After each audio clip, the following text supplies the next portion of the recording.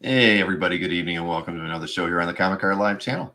Going to have an interesting conversation tonight. We've not done too many shows focused on illustration art, although that's obviously a core part of comic art fans. There's a lot of illustration art on there, and as you know, I'm a huge fan. Been collecting illustration art for a while.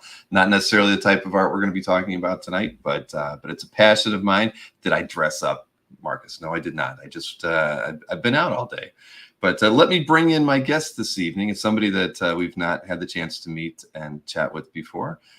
It is Sarahjane Blum. Nice to meet you, Sarah. Jane. Sorry, I knew I'd do that. It is okay. I promise. People do it.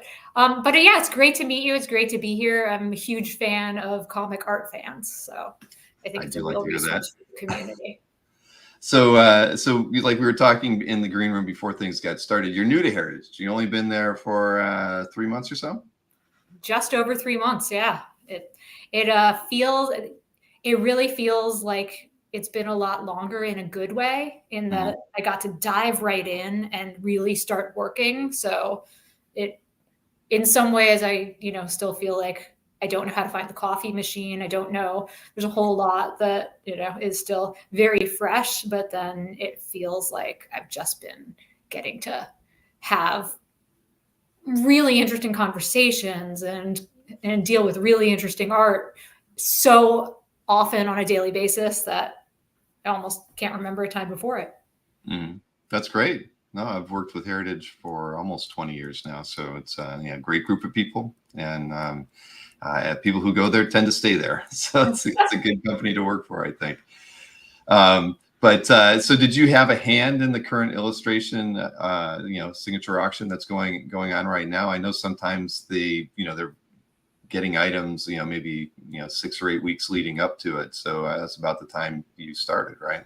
Yeah, so I would say the sale, about 50% of the items might have been in or coming in when I got involved, but really a lot of it comes in right before the deadline, and I got to have a hand in picking up a few really exciting things. There's one thing that that we'll talk about today that I'll just mention when it comes up, was the first consignment I brought in, and that was kind of fun. That was really fun to get the opportunity to see art I really loved so early in the job. And yeah, and then there's the bringing in of the material that's going to be in the auction, and then there's also the figuring out how to tell the story of the material that's in the auction. And that's one of my favorite parts of the job, and that I got to really have a hand in this catalog. So you like doing the research? I love doing the research, but even more than that, I love doing just the storytelling once you've done the research, just trying to give context to all of this, because not everything speaks to everybody, but sometimes things will speak to you more once you actually understand like why they caught your eye in the first place. Like they catch your eye and you go, oh, that's interesting. And you don't really know what you think of it. But then when you understand what it meant to the people at the time, or kind of like what the signifiers are, it means a lot more to you. Exactly. No, that's great. So let's talk a bit about you before we start looking at the actual auction pieces. I mean, what is your background prior to coming to Heritage? So for nearly 20 years, I was the co-owner of Grapefruit Moon Gallery, and we were an illustration art gallery that also sold collectibles and photography on eBay. A lot of people know us through our eBay store, through both pinup illustration and also photographic pinup, Hollywood photography. And then a lot of people who didn't know our eBay store just knew us through our website, where we sold original illustration art. Yeah, it's true. I told you early in the green room that the Grapefruit Moon was one of the few eBay sellers that I actually followed, because you always had really unique items, that came through, and a lot of it was original art on eBay. And I don't recall going to your website, but it was something that I checked regularly, on eBay, just because there weren't a lot of sources, at least there, where you would see illustration art, at least regularly, that you could rely on. And Grapefruit Moon Gallery really did that. Yeah, no, I think it was a lot of fun, and it was very bittersweet to say goodbye to something that had both been so important in my life, in the building of it, such a really unique place. And I knew it was a unique place. And I know that people miss it. Like I see it in the comments as we're talking right now, that there are people who miss the store. And Mm-hmm. I take a lot of pride in the fact that, we were able to build something that really was meaningful to people. And I also take a lot of joy out of the fact that the skills that I learned doing that, kind of communicating about art and communicating about photography on eBay, are the ones that are making it so I feel like I belong at Heritage and that I can bring to Heritage. Mm-hmm. Now, when we emailed leading up to this, I asked you about, do you have collected artworks? And that was one thing you said you don't have much or any. You're more of a fan historian. You kind of come at it from a different angle than most of my audience would. Is that true? I mean, I think it's true. I definitely have some. Like if you that way, if you look, you can see behind me, there's an original illustration by Leo and Diane Dillon that is really one of the most dear pieces of art that I have. But I grew up in a small apartment in New York City with a mom who was really quick to throw out clutter. So I really learned to kind of like keep it light. And I think part of the best part of being in the field is that I'm like a foster, I'm like a foster mom for all of this art. I don't have to have it forever because I get into such a deep relationship for a little while. Well, that's good. That's the fun part of the job, right? I mean, you get to see so much artwork that you almost don't have to own it because you get to handle so much of it, as part of your job. Yeah, No. exactly. Yeah. Yeah, that's yeah. Matt says you don't get high off your own supply. That's As art collectors, who turn into reps or agents or dealers. I mean, that's always a difficult thing, right? Because in comic art, a lot of those people started out as collectors, and then they have to kind of divorce themselves from the idea. It's sometimes let stuff go that they really would like to keep and own. So it's a Some challenge. people are great at that. Some people are really good at that. They started out as collectors and they learned, they learned the market through the collecting. They learned really what they wanted. And I know some people who they're collectors and either they're full-time dealers or they're part-time dealers. And one thing they learn is what the core part of their collection is. Mm-hmm. Because if they're willing to get rid of 80% of what they have, but not 20, then they know for the rest of the time where they're still collecting, they're going to be looking in this narrow area instead of, buying across a wide selection of different types of art. And I think that's really it's a useful experience for a lot of people. Mm-hmm. Now, when you were at Grapefruit Moon, did you ever have instances where some of the artwork that was coming to you was from dealers who were getting out of the business or estates? I assume probably more the latter, but did the former ever happen where a dealer or someone who at least dabbled in selling original illustration art kind of came to you guys to help? I think, yeah, it did. I think that there were people who did retire from the business. That is a thing we should all be lucky enough to do. And then there were people who maybe they were illustration art dealers, and then they were also other sorts of art dealing, and they were curating their own work. Mm-hmm. But there was definitely more people who are illustration art dealers, but they're more focused on, they have clients for Western, but not clients for pinup. I think that's really what you see a lot. Right. Like there's, we didn't have clients for interior golden age work so much necessarily, but Mm-hmm. we had a lot of clients for, pulp covers. So we would really try to get things into the right hands of other people. Mm-hmm. Now, what were you doing prior to Grapefruit Moon, and what was your educational background? I was actually going to Georgetown pursuing a PhD in American Studies. So it feels like I got to just go and do the part of that I wanted to do, which was, again, looking at the material that makes up American culture, thinking about it, talking about it, trying to make sense of it without having to chase down a job and some town I've never heard of that I may or may not have gotten, you know. Mm-hmm.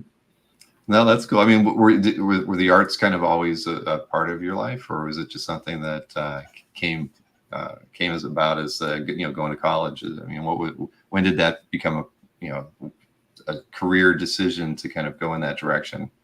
So I think those are two different questions. I think I fell into it as a career. I started doing it a little bit as a sideline because, I was helping out. I was actually helping out my business partner, who he was doing what you were saying. He was a collector who was thinning his collection, and that's how Grapefruit Moon Gallery started.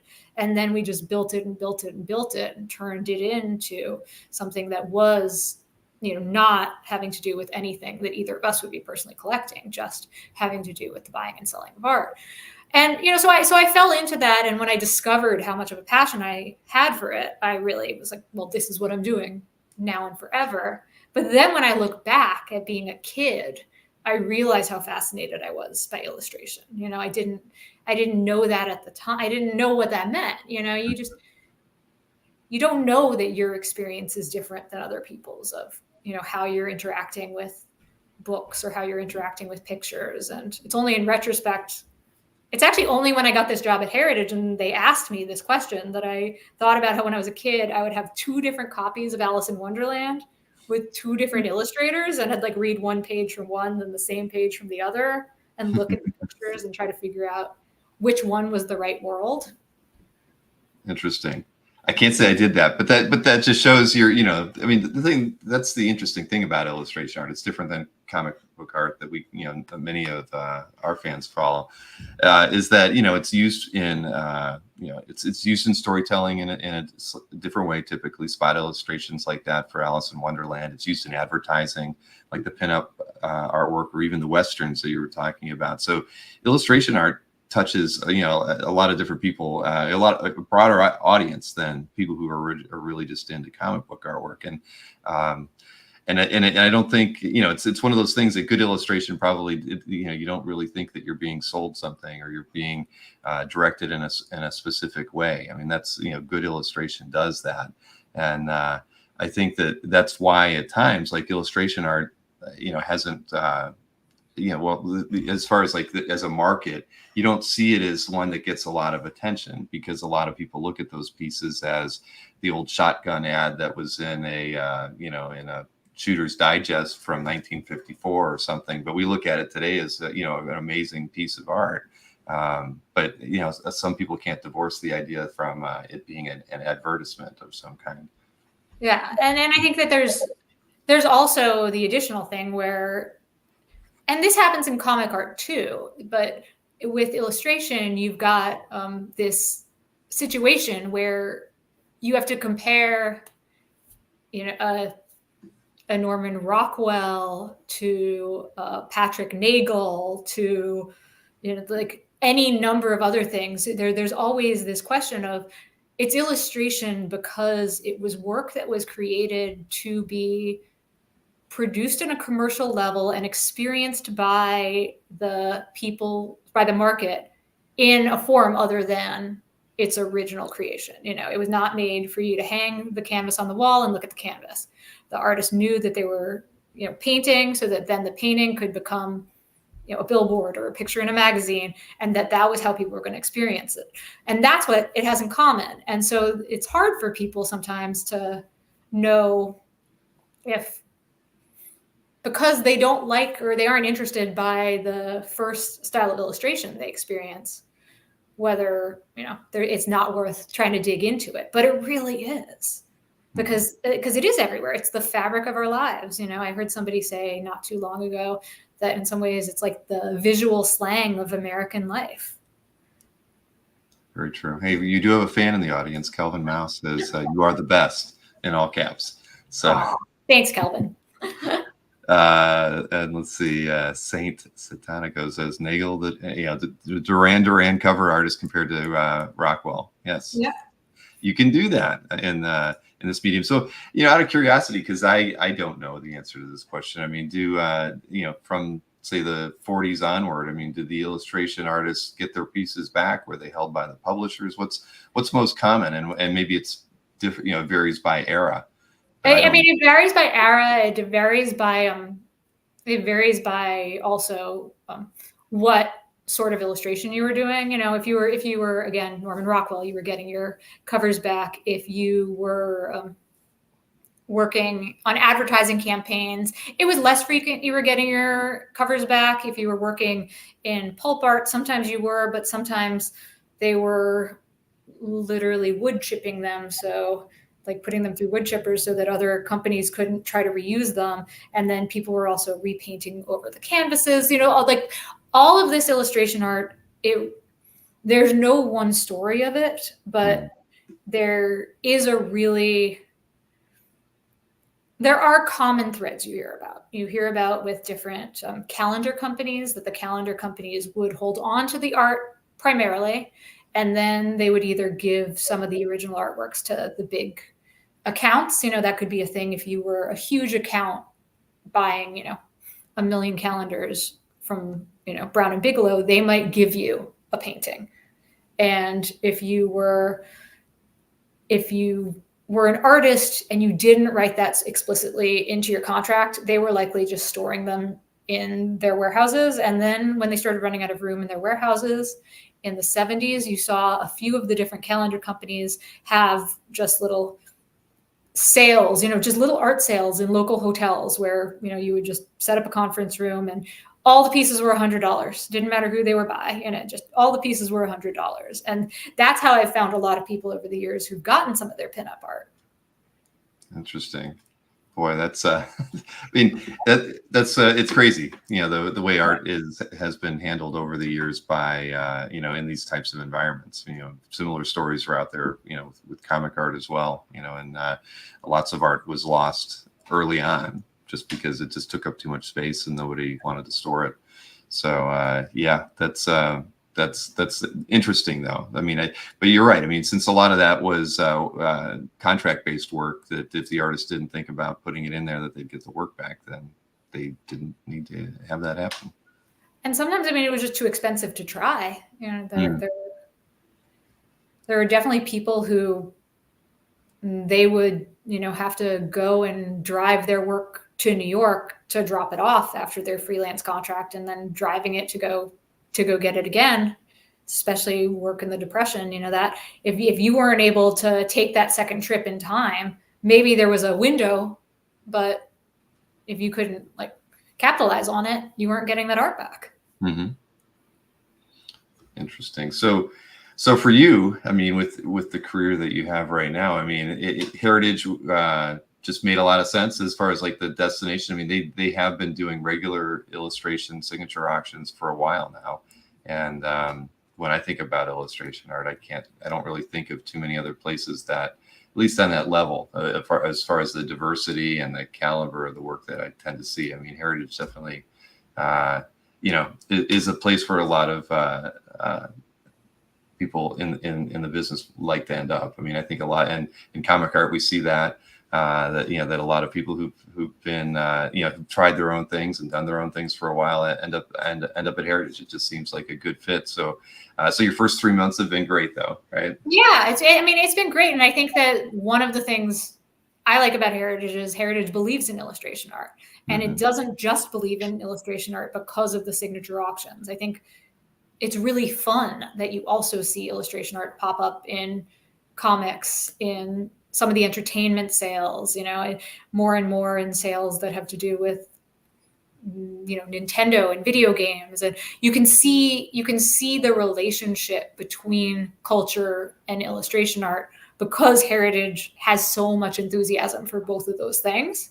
And that's what I really love about it. That's really what attracted me to it. That, and I also knew because it is such a major player that has been attracting a lot of incredible talent for so long, that I know a lot of people who, you know, are already there. And I felt very at home with all the people I know who are already there, including Todd Hignite, who I am not putting out of a job. I am just giving him a day off every now and again.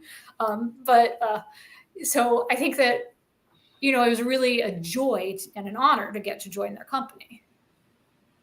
That's great. I mean, I'm, you're going to be a great fit there. I think that, I always enjoy checking out the illustration art auctions. As as I was going through it earlier today, it's always fun to see the crossover, and people who are who've done work in comics, but have also done work in gaming or arts or things in illustration. It was fun seeing that there was a Donato piece in here, Michael Hayes, Don Mates, right? I mean, people who've done liquor painted pieces and paperback work. It's for me, it's great seeing the crossover there, and I think that that's good for any collecting genre, whether it's comic art or illustration art, because when the artists cross over, it gives you the opportunity, hopefully, to kind of expand the base of people who collect illustration art, right? Because once you discover that, an artist that you admire also has done, different types of work, it just gives you the idea that, I can own that artwork too.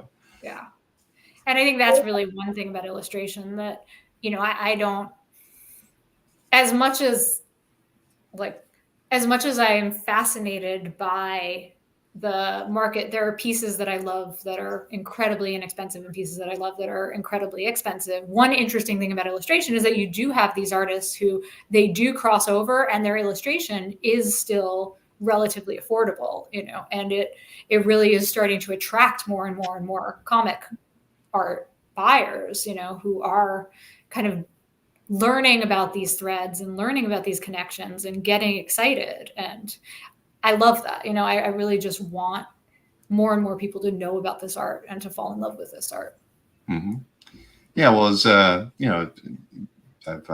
grew up in the 70s, right? So you see a lot of artwork that you don't think you can own, right? By a Vargas or something like that. I mean, we're reading comics, but then, now that we're older and we're collecting art, you see something like that and you're like, wow, maybe I can't own a finished piece, but there's prelims, right? Or there's pencil pieces that are in this auction too. So that's, you always need a starting point in any hobby, right? Where you can, you can't dive into not many people that I know, although there are some people out there just go, can go and start at the higher end kind of things. Yeah. But the fact is that illustration art is, to me, it's really not a collectible niche that's maybe matured yet, right? I mean, it's something that we've been seeing in modern, like Magic the Gathering was mentioned in the chat, where that artwork 4 or 5 years ago was really not, highly valuable or desirable or whatnot in the collectible market. But all it took was, a few artists of note getting in there and getting the artwork recognized and commanding higher prices. And then all of a sudden you have a really interesting dynamic market that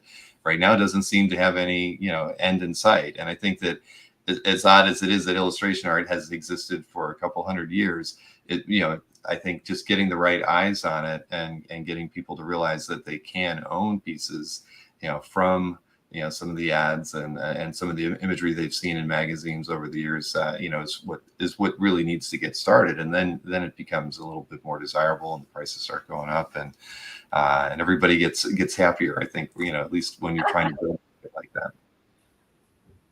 I absolutely agree. And I think that it's also it's also a interesting thing where there's always going to be an ebb and a flow in illustration where markets are going to mature. There's going to be markets that within illustration that mature. I'll again go back to the golden age, the Rockwell market, it's people have known for a long time, even though it does keep getting more expensive, people have known for a long time that, these are signature collectible artists.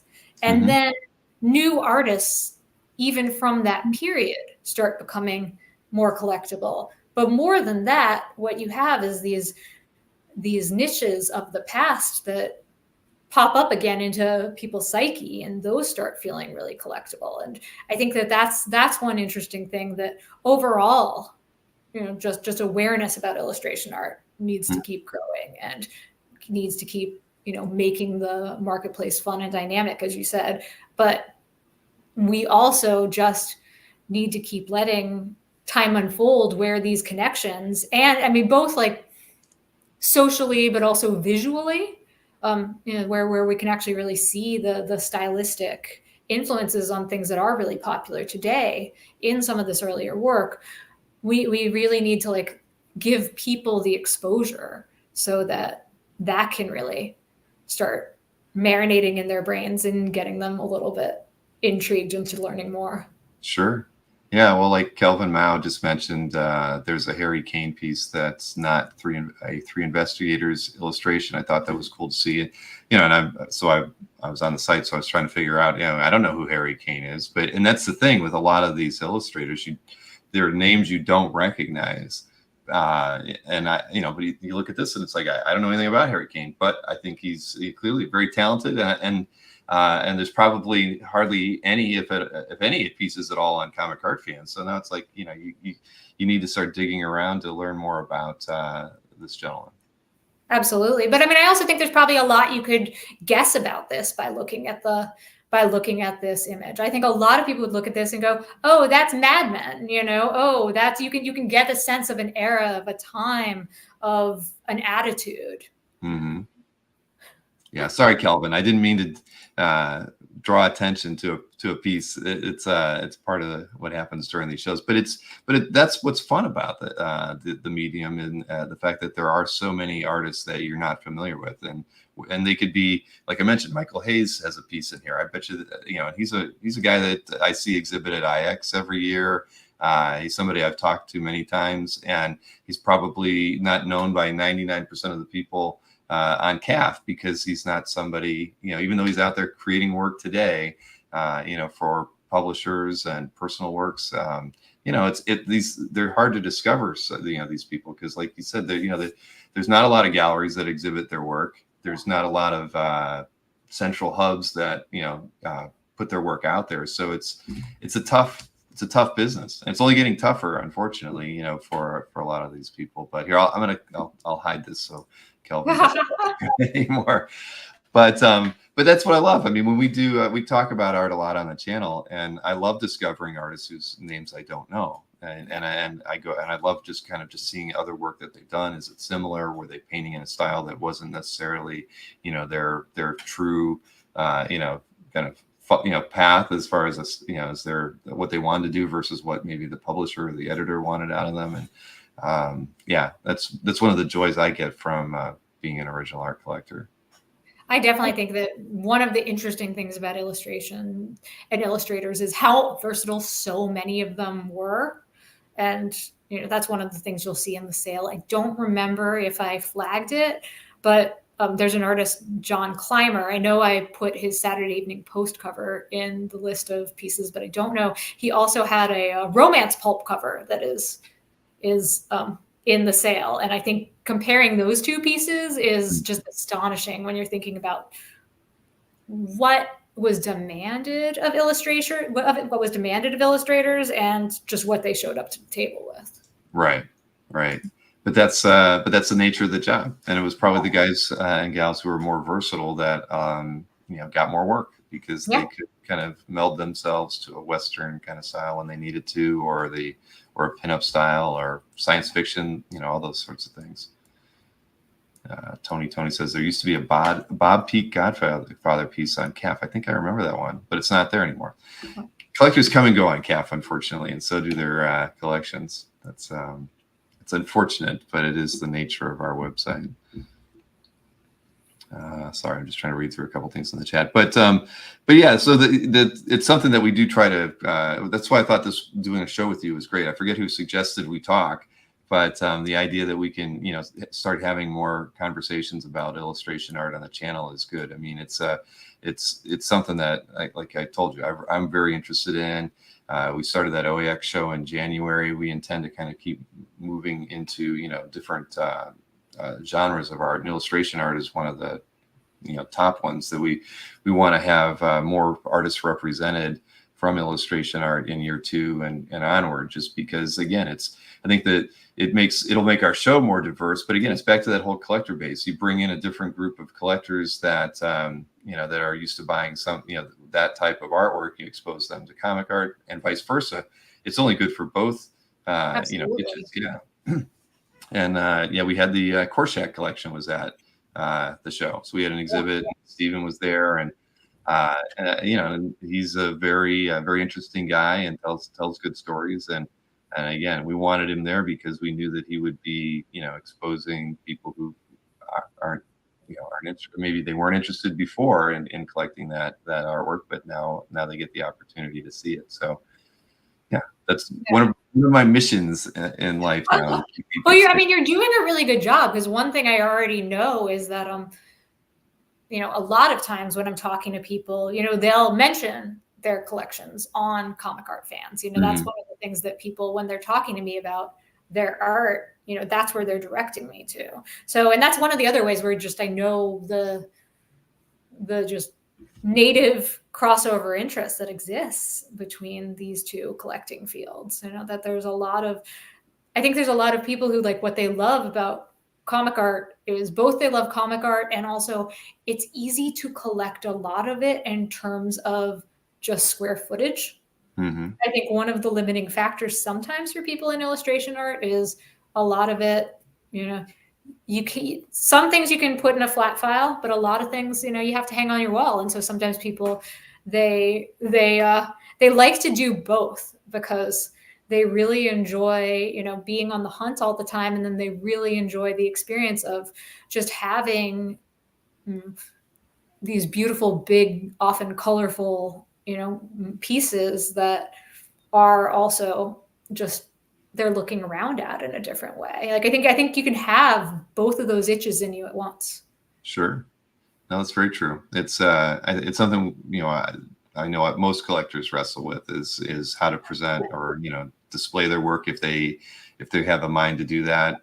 Because yeah, once you frame something, it's hard to like swap it out. I mean, you know, they don't make enough products out there that make it easy for you to do that. And illustration art comes in so many different sizes. You're really at the, you know, you have to commit yourself to a piece of illustration art if you want, you know, if you're going to pick it up, because those are kind of pieces that I think, unless they're pen and ink, you know, if you've got a painted piece, I want it on the wall. I don't want to put it in a portfolio and leave it you know, in a drawer in a cabinet. I mean, I it's mean, so, it doesn't I belong will there. say that there is a lot of work that is done on board, and I do know a lot of people who do mat their boards and then, you know, keep them in flat files and trade them out, because it's, you know, I think there is something beautiful about that urge to have all of your pieces in conversation with one another in a way that collecting more than you could possibly display sometimes lets you do, you know? Mhm.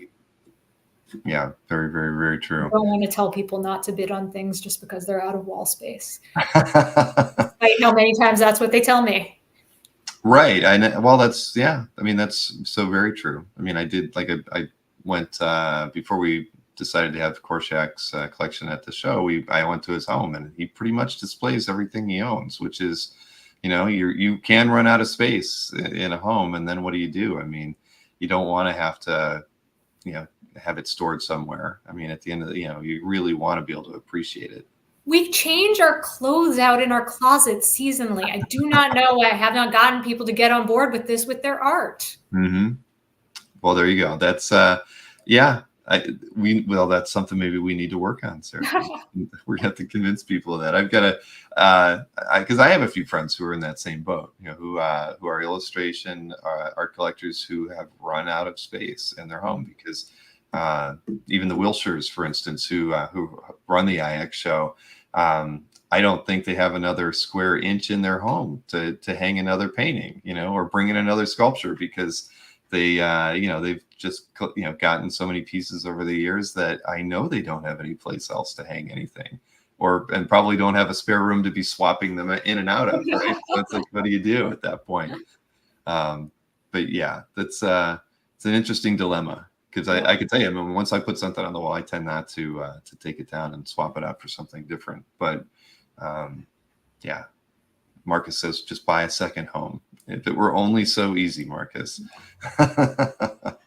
Well, why don't we start looking at some artwork? I mean, we have a lot of, you know, you selected a bunch of pieces. I picked a few as well, but, you know, I think we'll see what we can get through while we're looking at these. And just remember, I am not, you know, I wish I could say that I'm very knowledgeable with the artists here, because most of my I know the artists' names, but I don't know anything about them, any other works that they have done.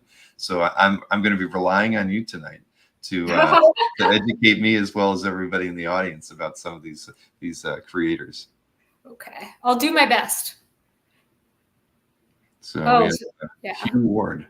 Yeah, H.J. Ward is what he's usually known by. And I actually started off by picking two of H.J. Ward's works for Spicy Pulp magazines. So these were Spicy Pulp magazine covers. And this is one area where in particular, we're really seeing a lot of growing interest from comic art fans, partially because the imagery is so dynamic and so dramatic, and because also there is in the interiors of these magazines, there was a lot of in the interiors of the pulps, there was a lot of development of characters who became kind of like staples in American culture, and some of whom went on to be important in comics. And there's a lot of crossover in the artists. H.J. Ward really, though, was primarily a pulp illustrator and primarily a spicy pulp illustrator, partially because he died very young. And I think he is the pinnacle of what this art could do. And so this was for a spicy mystery magazine, and it has everything that you want in one of those covers. It's got a damsel in distress and also a damsel fighting, which I think is really kind of very neat, that the woman in the pink in the front is not going down, like she's not just cowering, she's fighting. And this is a really strong example by one of my favorite artists. Yeah, the lighting on this thing is so dramatic. The staircase, shadow from the basement on the wall there. It's beautiful. Yeah. And that was the one thing I noticed too. Died at the age of 36. That's very very unfortunate. But he was okay. Here was the second piece, right?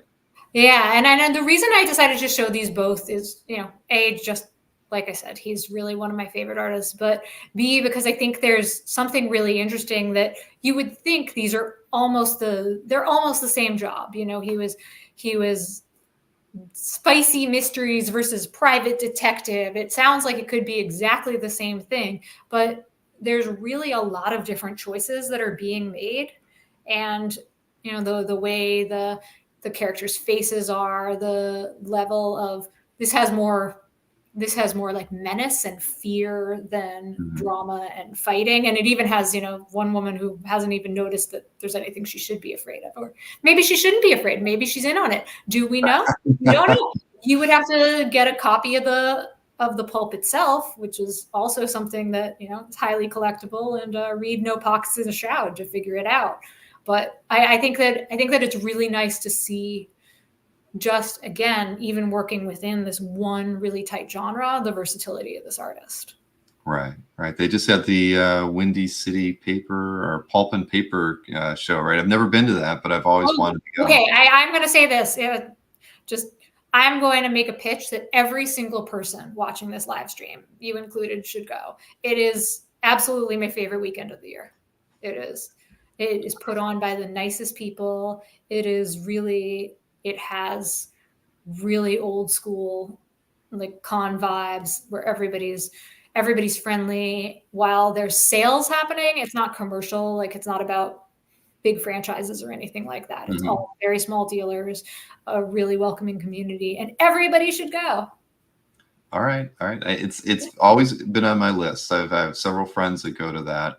And I actually had somebody send me some video clips and some photographs. I'll be showing those on Thursday from the show, just to kind of get people to understand it is a very cool show, and unlike any other in the country, really. You can't compare it to anything because of the books that they have there, as well as the artwork that turns up at those shows. Yeah.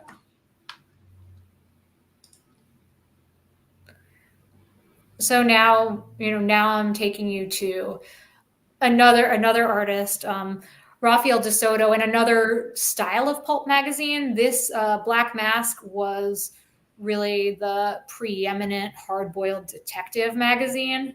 And it was formative in the careers of like Earl Stanley Gardner and Dashiell Hammett and all of these writers. And I really want to say that it gives a very different vibe than the first two, even though it's, on the face of it, a very similar content.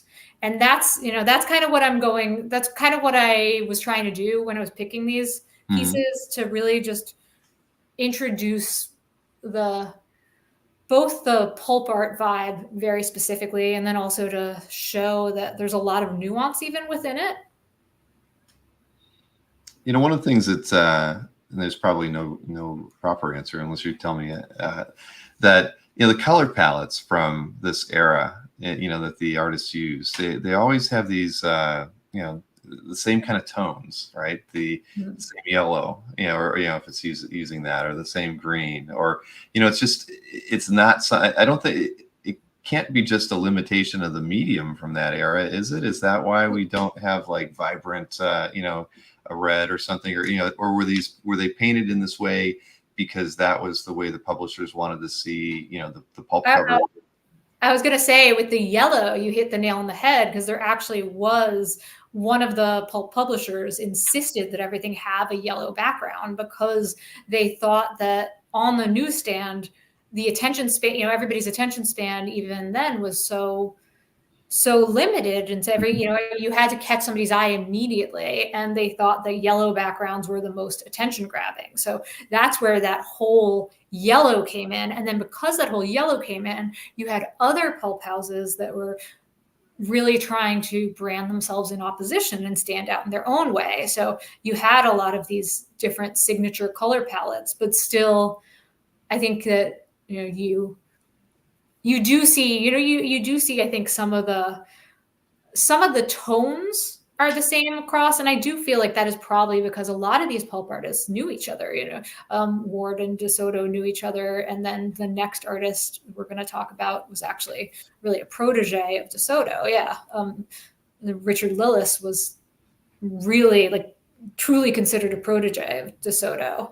And this one is a little bit, this is getting a little later. So I didn't do it in exact chronological order, but I think you're also seeing a little bit about the history of the pulps and kind of how, as time changed, you see they're getting a lot less quote unquote spicy as it goes on. Even though there's still a lot of sexuality in this piece, it's not as overtly skin showing. It is, it's very different and very cool in that it is just, a femme fatale shooting a gun. It's not a damsel in distress. That's kind of different. That's kind of fun, but it also really captures the changing times. Right. And it's, and like with comics, they have to leave room for logos and things. So I can see, that plays a role in this piece as well. But yeah, this is the first three pieces had three figures in each one of them, and now we switched to one that has just the single figure. But back to that question though, that's very, that makes a lot of sense then, why you see those same kind of color palettes. And maybe the color palettes were what the publishers used to, if you liked a particular publisher, you could almost look at the wall of books and figure out which books you might want to gravitate to because you already were fond of a particular publisher. Or if a particular publisher's books were doing well and somebody wanted to eat into their market share, then you saw those having a lot of yellow. It's really the Western pulps in particular where there's just so much yellow. It just looks like you're staring into the sun sometimes. Oh, wow. Oh, now we're back to the three figures again. And this too is a little later. I think this one's from 1950. This is by Norman Saunders. Norman Saunders he had, unlike Ward, who had a really short career, Saunders had a really long career. I believe his career touched some comics, touched some early comics. He did some cover art, I believe. And then he went on to have work in mainstream magazines, in Slicks, in men's magazines, and then he did Wacky Packs So a lot of people are familiar with Wacky Right. Pack. I was trying to remember why I knew Norman Yeah, Saunders. Yeah, that's yeah. true. So he really just had a. I feel like the best way to describe Wacky Packs is they were a previous generation's Garbage Pail Kids, and if you're too young to remember Garbage Pail Kids, I do not know how to help you because I am old. And I'm sure that I'm really being incredibly reductive with trying to explain Wacky Pack. No. I mean, I have a full uncut sheet of Wacky Pack stickers on my wall, so Yeah. I'm a fan of that era. But yeah, I was trying to So remember. you think I did an okay job with that comparison? Because I feel Oh like, yeah, yeah. no, it works for me certainly. Plastered peanuts and all those sorts of things. I mean, yeah, I grew up on that. Yeah. That's interesting though, but it's back to, again, we were talking about that earlier, an artist who crossed over from illustration to doing trading card art of all things, effectively, or stickers, and and some comic book covers as well. I mean, that's how, there's not enough of those artists, but I think that's how we kind of discover new things like this.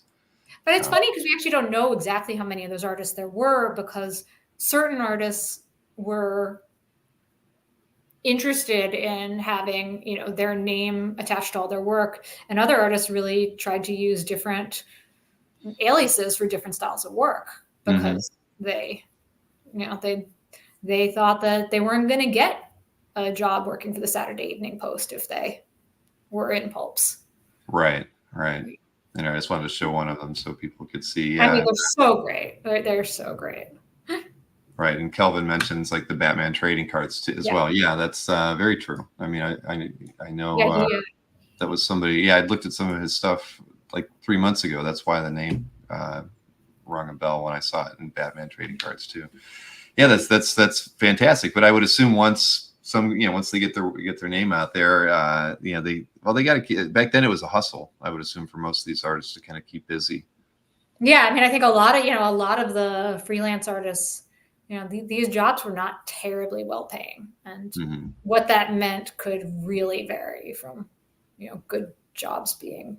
Some people would think that a job that paid you, $200 was great, and some people would think that a job that paid you $1,000 was great, and it really depended, and it really depended on exactly what you were. Oh yes, and Mars Attacks. Yes, I feel like I could have gone on and on and on just listing all the various ways in which people encounter Norman Saunders, and I think that that's one of the really fun things. I just want us to understand that these artists, they touch our lives in so many different aspects. And I think that's going back to where we started with, like, illustration is everywhere. And there's even certain illustrators who they are absolutely everywhere. That you might have experienced the trading cards. You might have seen, the pulp magazines in somebody's house when you were a kid, or, heard your dad telling you about how they saw the pulp magazines in their house when they were a kid. But like, none of us haven't at some point seen a work of art by Norman Saunders. Exactly. And yeah, I'm thinking about, because I was trying to think who was the other Mars Attacks artist that I remembered. It was like Earl Norham, maybe. I mean, there's a few artists that crossed over. And Earl did a lot of comics work, but he did a lot of book illustration and cover painting too. A ton of men's magazines. Like, I love Earl Norham's men's magazine work. And he's a guy I've never owned anything by, but he's an amazing draftsman. I mean, he was just highly sought after, I think, by some publishers, because he was just really great. I mean, he could paint a Hulk cover, or he could do Mars Attacks, or he could do a Western, and he did them all so incredibly well. And he's a guy, back to earlier, just kind of thinking about like the value of artwork from this period. His artwork doesn't command the prices you think that it should. Like, maybe, but if a contemporary spent more time in comics, he's more valuable than Earl, only because he doesn't have that kind of breadth of work in a genre that we're all more familiar with. But I mean, he's no less skilled than anybody during his era, when he was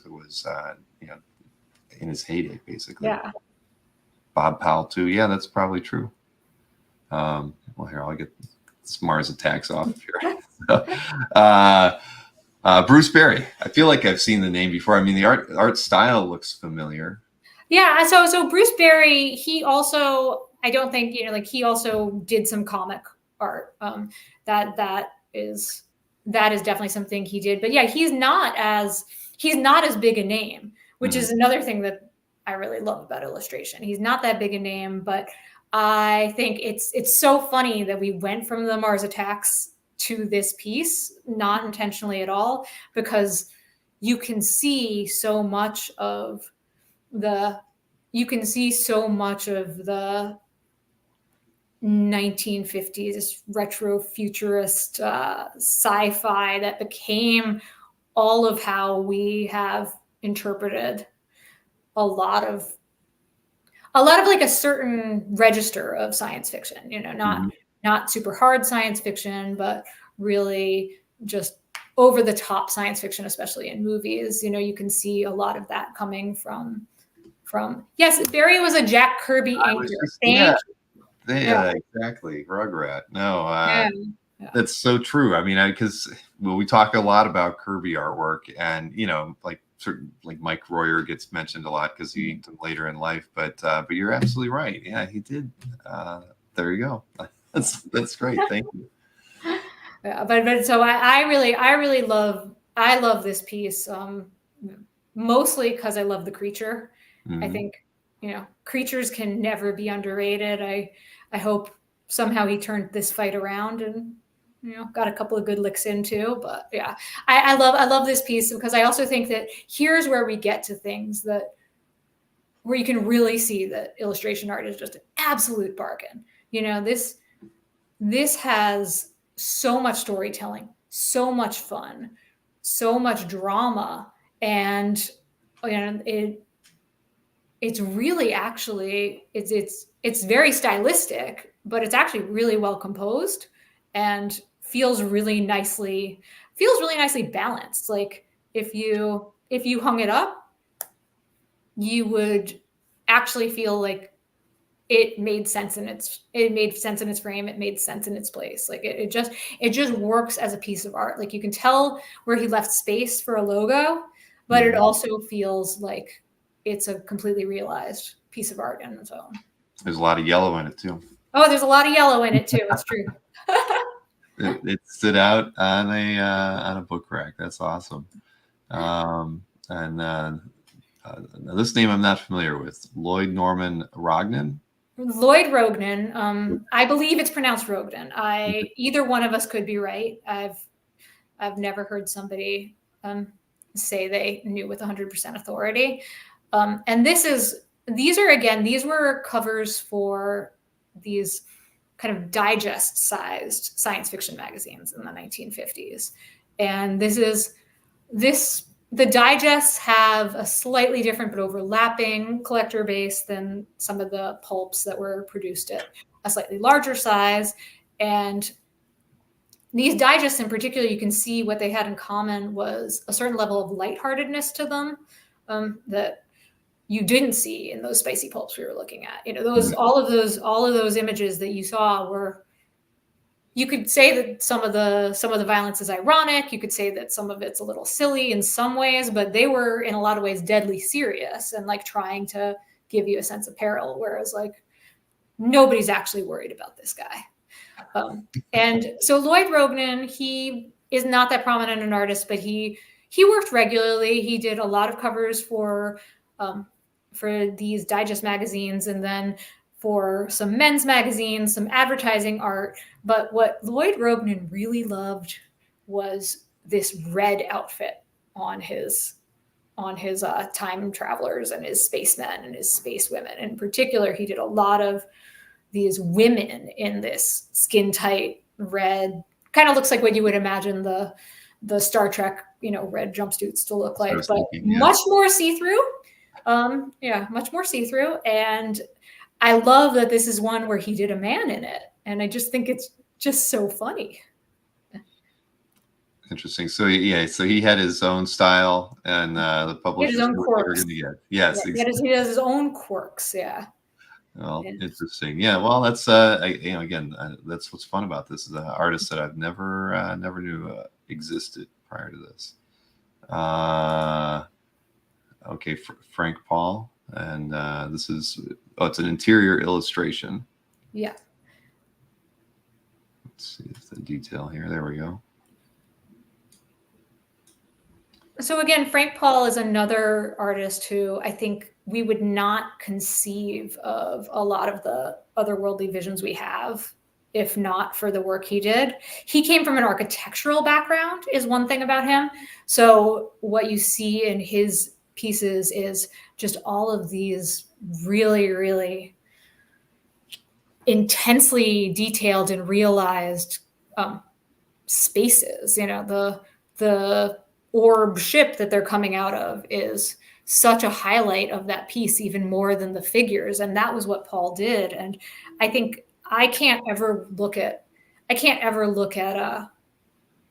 a constructed set of a science fiction other world or a science fiction like TV show, even the interior of a ship or a future, or a vision of the future without seeing these highly architectural like ticks that so clearly came from Paul. And I think he's a very, he's very known in the sci-fi and pulp collecting community.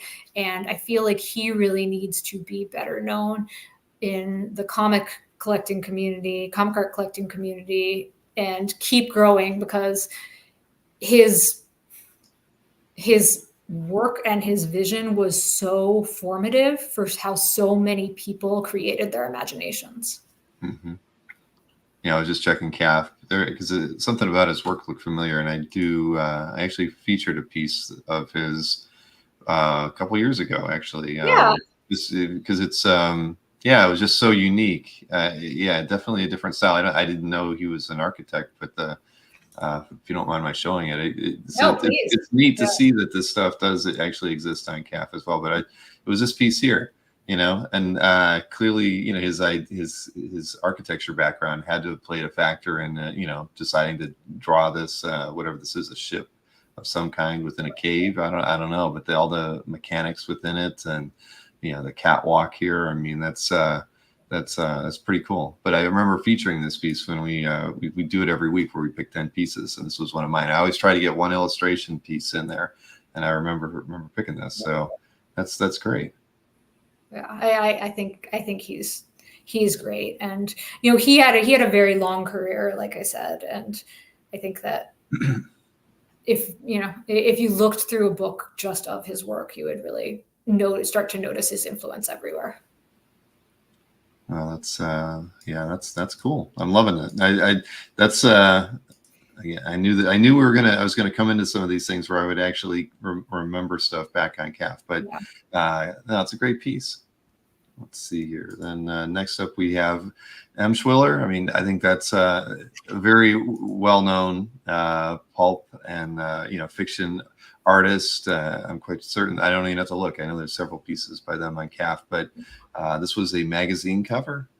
Yeah, this was again a digest-sized science fiction magazine cover, and I mean, so Ed Emshwiller, often known as Emsh, he was both very versatile and also really beloved for scenes like this that really capture almost like a poignancy that you don't often see in some of this science fiction art. Like compared to a lot of artists, he's got an incredible amount of skill that you really need to, obviously excel as a working illustrator, but he also just has a temperament that isn't common. Going back to what you were saying about, you see all the same color palettes, he's using very different color palette.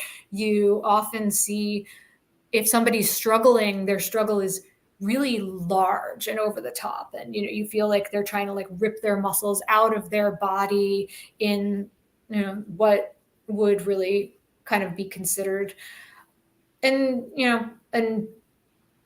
impossible way. Their bodies are doing like physically impossible things. And he really keeps everything contained in the frame and people's kind of like expressions contained in a way that you don't see a lot of other artists doing. And that's one thing I love about him. I also think he was great with robots. You can see how great he was with robots here.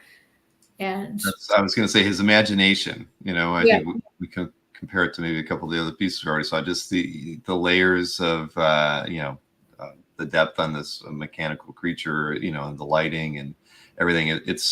It's beyond what the times were probably requiring or expecting out of an artist. And yeah, he definitely was pushing himself.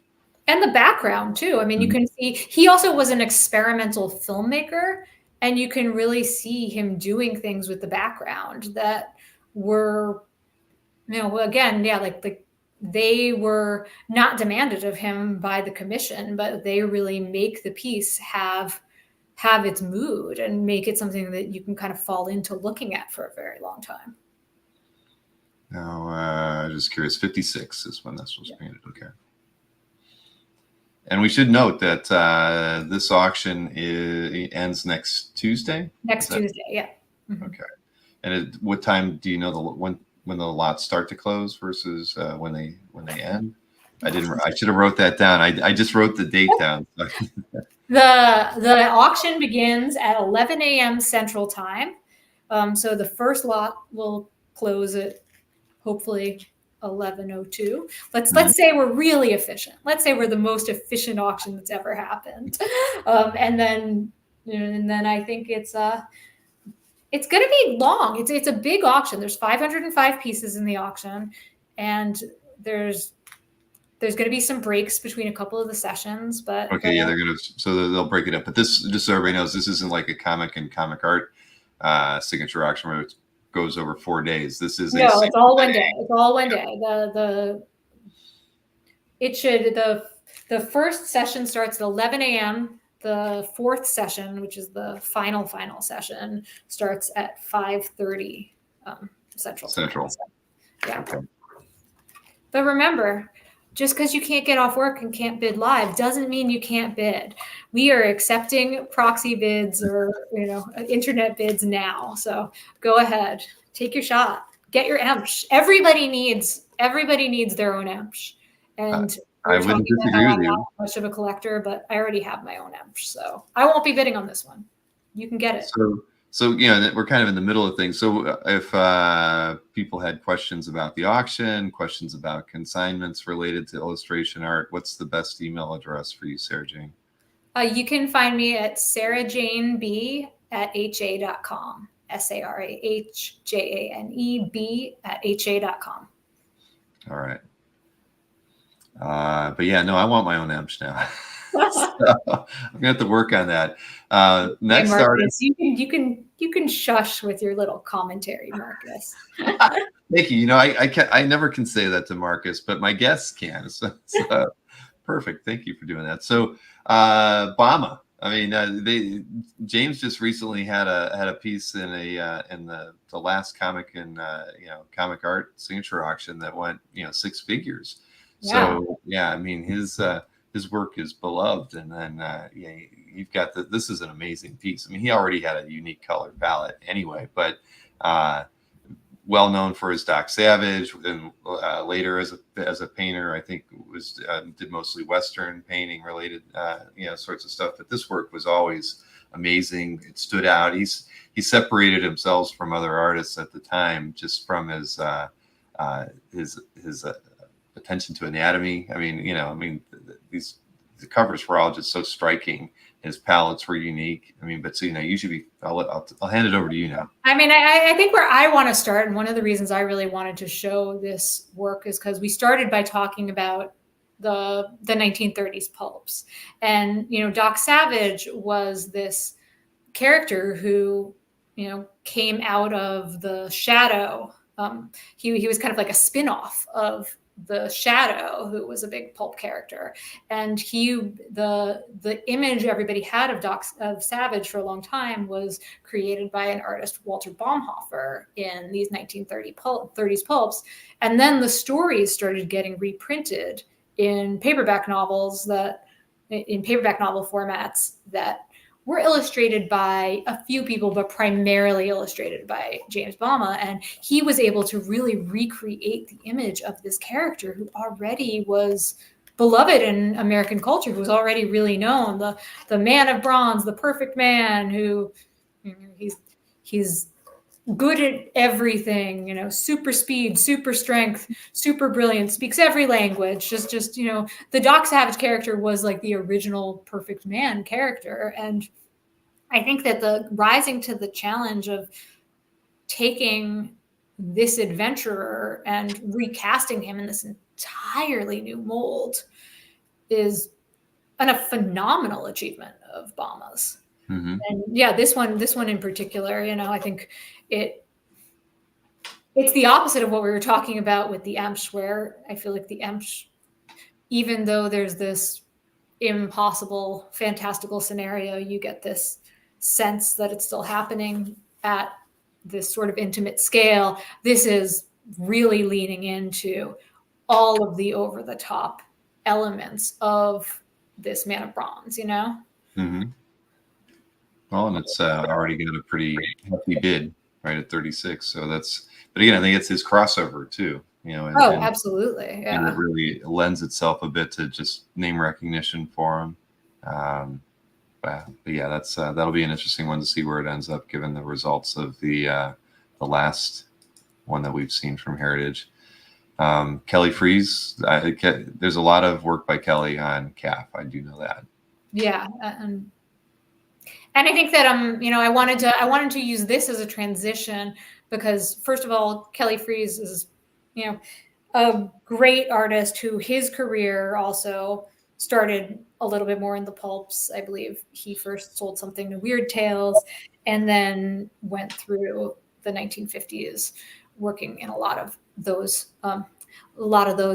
pulps like Astounding. And he then really became this incredible paperback science fiction artist. And I think that's one of the things that I wanted to make sure that I pointed out about illustration, that not only does illustration kind of go through all of these different styles, even the different styles and themes appear in all these different formats. And so it's really fun because you have like paperback collectors who then get into collecting paperback covers, or, people who are interested in a character like Doc Savage who are collecting both the pulp covers and the paperback covers versions of it.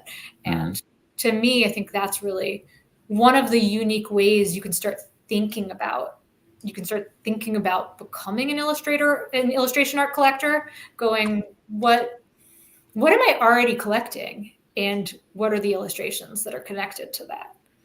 Are you already collecting matchbooks? Then you might be a pinup collector. Are you already collecting paperbacks? Then you're a paperback illustration collector. True. Yeah, there's I just had to check. There's over 200 pieces by Kelly on CAF, which isn't surprising at all. So no, he's phenomenal.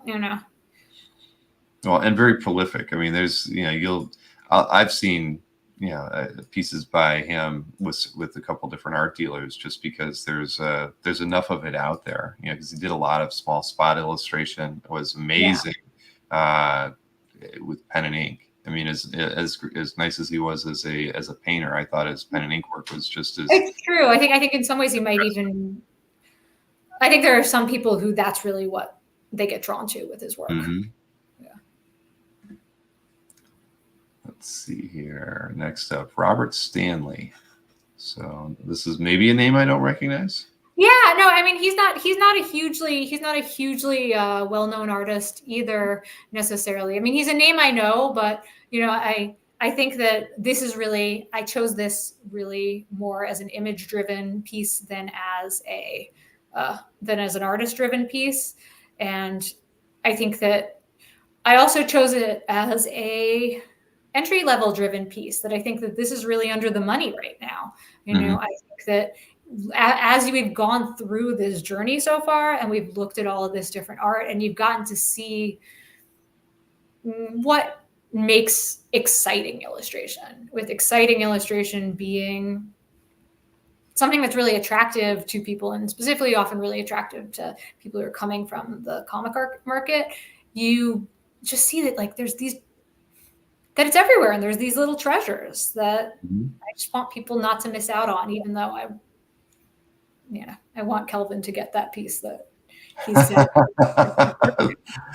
Right. Well, hopefully we didn't spoil it for Kelvin, but yeah, no, and I look at this and I think of, and I'm sure other, art collectors would, think, I see this, I think it's like Sean Phillips, who's a painter, art, comic book artist today. A lot of his book covers he'll do, as a full painting, and he's done a lot of kind of pulpy field books, and he clearly, he has a love for this era of illustration, because it kind of carries over into his work today. And yeah, again, this composition on this thing is great, and yeah, I don't know. I could see why Stanley would have been somebody that people would want him to do covers like this. It's just a great overall image. And it's funny because there's this whole genre of nurse paperbacks that's very, very. It's not necessarily highly collectible in the way that it's very expensive. It's still fairly modestly priced, but there's really fierce collectors of nurse cover paperbacks, and you rarely see one that has, a nurse type image that has also like a fight or a drama image. They're almost always these kind of romances, these kind of moody romances. So I think that's a really fun crossover element. So we shouldn't expect this one to stay at $320 because of the nurse component in it. Or the gun component. There's people who collect things with guns. There's people who collect things with guys with red hair. That's the other thing. There's somebody who collects just everything. I think I tell this story all the time, that it's not about illustration per se, but I once sold this photograph of Elizabeth Taylor for thousands of dollars, more than I thought I was going to go for. And it's because the person who bought it collects the rare bird that was in the photo with her, So sure. You never know. This might just go to somebody who collects illustrations of the bottoms of shoes. It's entirely possible. Let's see here. And McGinnis, when I was going through, the auction on my first pass, I somehow managed to miss a McGinnis, which is kind of hard to imagine, because, he's just one of the most amazing illustrators of the 20th century. But yeah, it's fantastic. It has everything you want in it. Even though his backgrounds were always kind of flat, and he really focused on the figure, right, and whatever the element was that the character was interacting with or whatnot. But that's I've always loved McGinnis's work. If I could, he's one of the illustrators that it would be definitely on my list. If I was going to try to get something by any 20th century illustrator, McGinnis would be the one I'd want. He influenced so many, even modern comic book artists because of his style, his approach. There's no way Bill Sienkiewicz doesn't reference McGinnis as an influence in his work, right? Yeah. Oh, absolutely. And it's funny because I wouldn't have noticed this or thought about this before, but since we were talking earlier about the color palettes that were used, one thing that as you get into illustration, you're going to notice is that in the 50s and the 60s, this sort of like rusty background was very popular. This kind of rusty colored background was really often used. And I do sometimes wonder if it's because, how we learned about reproduction and what the illustrators just started to find really shown on the page, and whether it was just like, oh, that was actually really popular in life, and yeah, I think she's great. I also think McGinnis is really an interesting illustrator because his style, as you mentioned, is so immediately recognizable. And then in some ways, I think he's more versatile than people necessarily give him credit for. I think if you actually went and looked at McGinnis's career, you'd see that he actually is playing with a few different more modes than people are aware of, and you can see that in his movie poster art. I think you can definitely see that when you just start comparing a lot of the paperback covers. But this to me is really classic McGinnis. No, I agree. Yeah, I'd love to own something by him someday. Mm-hmm. And is that the only McGinnis in the No, we have another McGinnis that I really love too, and I thought about including it too. It's great. It's a black and white Betty Page, and I think it is just phenomenal because I don't know how it manages to be 100% Betty Page and 100% McGinnis at the same time. But it's actually one of my favorite things in the sale, if I'm being honest. Maybe because I am both 100% McGinnis and 100% Betty Page. Right. That's a crossover that you were waiting for. I get it. I mean, that's I'm gonna have to. Well, I've got an extra window over here. I'll pull it up and look at it while we're chatting. But Rudy Nappy. This was a Reefer Girl paperback from 1953, and I thought, of all the pieces we've looked at so far, this one kind of stood out as just having a very different palette than everything else. It's not, while she's well lit, it's a very muted kind of approach to the to this piece, but it works really well because then it helps the neon out on the city street pop. You can tell that she's, the highlight on her thigh is from the light from outside from the window. I mean, it's just. It's a different approach, that a publisher seems to be taking a risk with something like this, to use this as the cover image. I mean, and I think that if you think about, the book itself, Reefer Girl, that book was a risk. I think the next time they printed it, they might have even changed the name.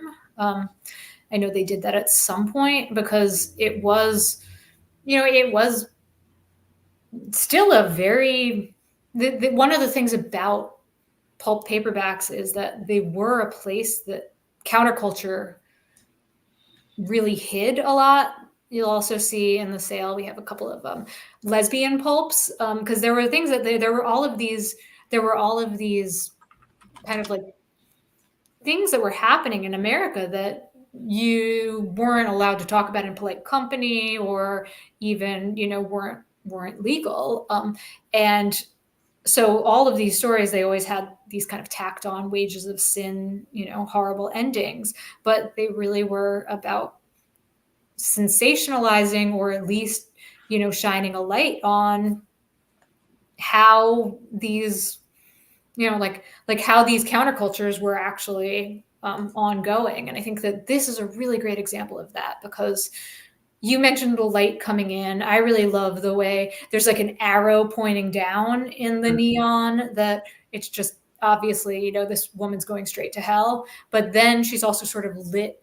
She's casting a light into the room in her own way too. So there's no question that if you were asked, you would, follow her anywhere. Like, that's the whole point. That's the seductivity of the noirishness of the image. That's really why people were drawn to these stories, and how the cover art worked to help draw them into them. Mm-hmm. Well, it is very steamy, as Miss Teresa Goldberg mentioned. Yeah, she's very seductive. Yeah, and this is one of the most collectible of these books too. Okay. The book itself is really sought after. And here we go. There's another take of that, where it's like, what is this saying? What is this saying? That's a dirty mattress. That's what it says. For sure. It certainly does say that. Yeah, it does say that there is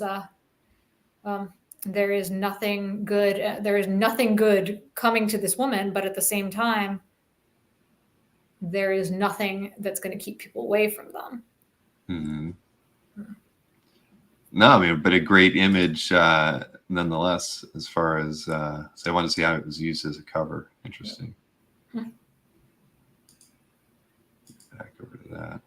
But and I know this isn't the only Paul Rader piece in the auction, because I was there's another. The next one's amazing too. yeah, that Yeah. was That was amazing. But yeah, I was trying, I would have kept everybody here all night to just look at 505 tabs. But since I couldn't do that, I was trying to really create some juxtapositions that like helped draw out some themes, helped kind of capture certain moments. And yeah, that was what I did with this one. And yeah, I think this is a place where I think the seeing it as the cover really does sort of show how thoughtful the illustrator was, with all of his choices, how aware illustrators were of the final context in which their work was going to be received.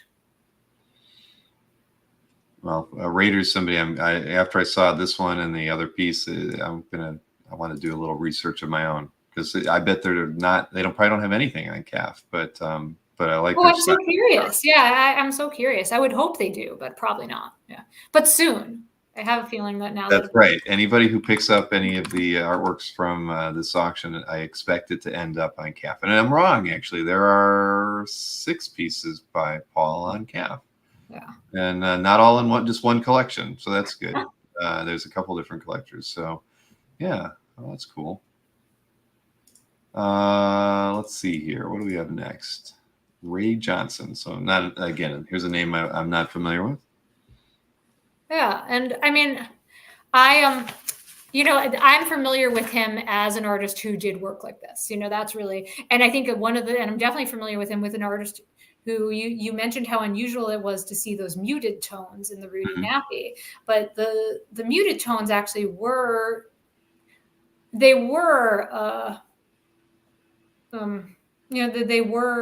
a fairly conventional move for a certain sort of kind of paperback of the time that usually were about this. That usually were often about these love triangles, even very specifically. You see a lot of these. I don't know entirely how you would explain it, other than you see a lot of these browns. Sometimes you see them in outdoor scenes where people are up against a farmhouse and there's some sort of love triangle conflict, or here you see them inside. But it was sort of the opposite of the yellows that you were talking about. And now I'm going to start thinking about that obsessively. Is it because reading is more private, looking at a magazine? Why is it? I don't know, but I have a question for you. Now another one is, did the artists typically varnish these paintings after they were done, or did they leave them pretty much in their raw state? Because the way the colors are so flat looking in some of them, I'm almost thinking that they're really weren't. No, a lot of them weren't varnished. Okay. And a lot of them were gouaches. This one's an oil on board, but a lot of them were gouaches. Makes sense. Okay, because yeah, I mean, that makes the colors pop, but I would think that they probably would want them almost to avoid that, based on like whatever the printing processes were, that probably wouldn't have worked really well. But and this was also a moment of very flat. This was a moment of very, like a very flat style in general. That there. Well, modern art at that time too, right? I mean, that was sort of the era, I think, of that kind of palettes and I don't know. Yeah. But then, I mean, it just makes every little bit that has bright color pop. Like I know we're all noticing that the left foreground is traditionally in American art considered one of the signature places of pride in a scene. So obviously that's like where you're supposed to be looking at the behind of this woman. But what I really then notice is, look at that hair tie. Look at the blue. Look at all those places. Look at that, how you're drawn in to the very deep background by the way there's blue there too, against all of those earth tones. I was noting a ribbon as well. I know the other people were viewing other things, but yeah. Let's see here. Now, Enoch, is that Yeah, I believe it's Enoch, but Enoch. again, Okay. I never met the man. I know I've read a lot about him in his life. He was a very prolific, very prolific cover artist for a few magazines.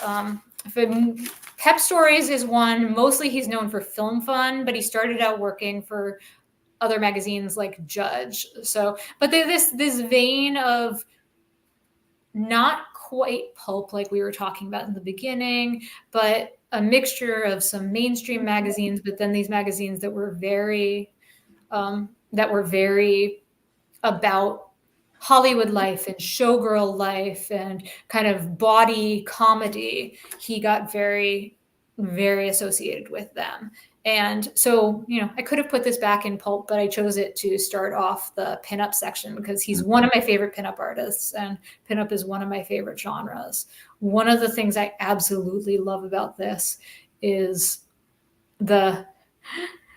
just the humor of it, like her just looking through her book of paramours, and also just Bowles was incredible at capturing each and every moment in fashion in his career, and also being really a trailblazer. There's times where you will go and you will see a fashion magazine and you will see one example I can think of is Rihanna was dressed to recreate a Bowles cover not that long ago. But he's also, you see him on menus when you go to gastropubs in random towns. So his work is just, not that many people know his name, but you see his work all the time. And this one I just think is so fun. Well, there are a few. There's 3 pieces on Calf by Enoch, and I know I've seen the style before. So yeah, that's she's just wearing a scarf. I like that. He color palette's nice. I mean, it's. And this is another thing where pinup art often had just a white background, or just sometimes a different color. But yeah, there were a lot of things where to make the figure pop, certain artists just loved presenting the central subject against a plain white background. Well, it works. But you can see a lot of brushstrokes in there. It's not just left just as a flat white. Yeah. George Petty, well known. And what was this? Esquire magazine interior illustration. Yeah.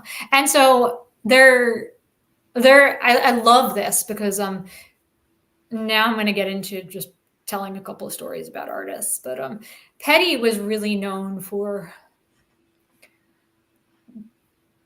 he was great. He was kind of, you could say efficient, or you could say lazy, and he knew he was great. Those were 3 things about George Petty. So what I love about this is, it's beautiful, it's sexy, it's got a great gag line, but if you look closely, not only is she talking on, the Petty girl phone, which was something he really branded, she's holding this kind of address book that has another Petty girl in it. And that address book was actually already for sale. He was so famous by the time this was created, and he wanted people to know he knew he was that famous. And I just think that's a move. That's a choice. Interesting. Well, that's that's a sign of a very confident artist. Yeah.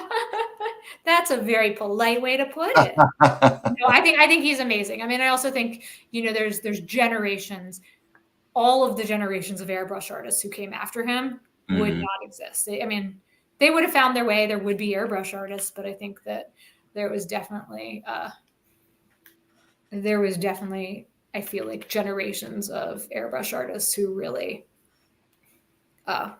they owe George. To emulate, try, like in their early years, we're trying to emulate that. Yeah. well, I mean, when you see somebody doing the figure quite like that, I mean, if you wanted to compete, you'd have to. Yeah, I was waiting for Marcus's airbrush comment. He comments on airbrush art whenever, the very few times we get to see anything here on CAF.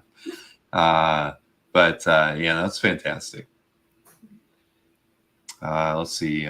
Kelvin's mentioning another piece, 71141. We can hop to it and see what it was. Or is that one of the ones that's up here? Yeah, that one's great. Yeah, that really, I think in a weird way that I think that the one we were just looking at really shows, I don't know why Petty became so popular, because, like, it was such a moment where these sexy pinups were just taking off. But this one really gives you a chance to see just how he was so good. That face, that face is so fierce that it's so hard to get that much drama out of just the eyes and the mouth. And it's really captivating. No, it is. And again, a good gag. He got married while I was out of town, but we've got that all patched up. Yeah.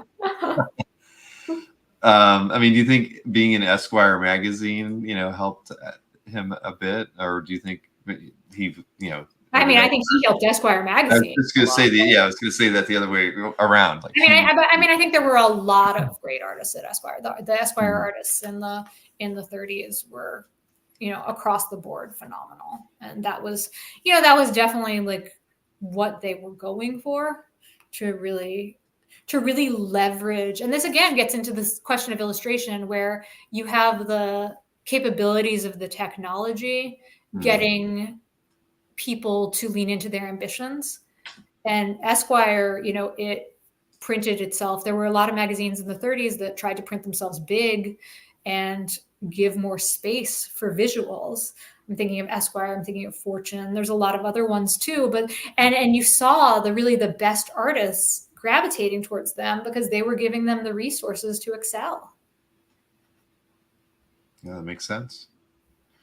So you have 3 pieces then, right? I think we have a lot of pieces. But a lot more than what I'm seeing. I think we might have 5.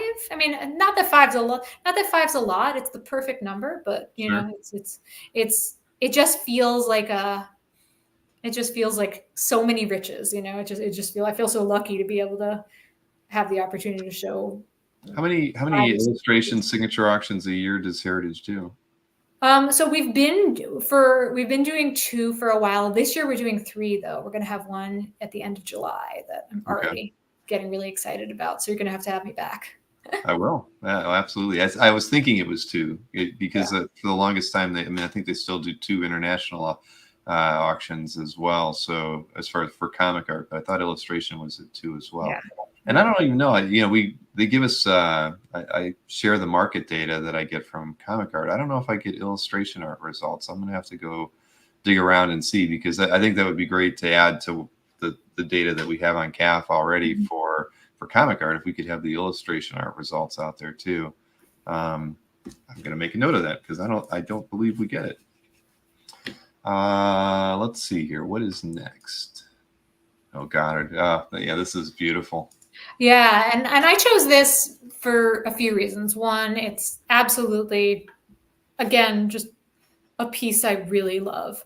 And I think that I wanted to talk about how varied pinup art is. So this was, a 1930s calendar that was, there was a 1930s calendar pinup, but it was also obviously really inspired by the work of Maxfield Parrish, and it's really got this romantic, dreamlike Grecian setting. And yeah, it's just, to me, this is really phenomenal. And it also is a multimedia piece that involved Elle Goddard, who is a female artist, posing the scene, creating her own large format photograph, and then painting over the entire thing.